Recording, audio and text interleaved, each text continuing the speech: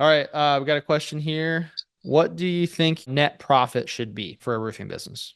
They say gross profit should be what, 30 to 35%, somewhere in there. And to know your net, I mean, you really have to understand your overhead. And I think 95% of contractors have no clue what their overhead is. I mean, I struggle with mine. It's really, really hard to keep track of, to keep figured out. You got to keep personal items out of the business to truly understand it. There's a lot of things. So net profit's an interesting question, but my goal is when the year ends, I want to be somewhere around 12 to 15%.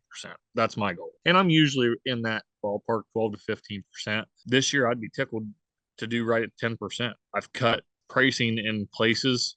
I'm okay with taking a price cut myself. I'll take 5% off of my year end as long as we can kind of maintain the volumes, maintain the market share that we have, and kind of keep the ball rolling. I don't want to give up market share just to maintain profit margin.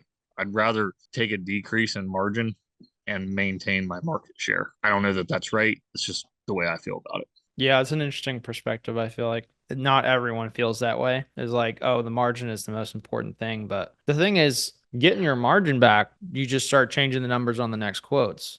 But I do like how your outlook on it because it's really hard to get market share back. So that's outside of your control to a certain extent. You give the opportunity for somebody to step in.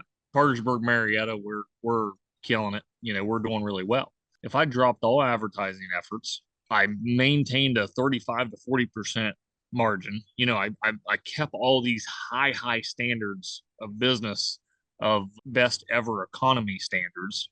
Okay, well, if I back all, keep all that, and I don't tighten things up a little bit, I give somebody an opportunity to move right in and take a big piece of my market. And then next year, when gets good again, they've got a huge customer base that I used to have. I'd rather have 10% of something than 20% of nothing.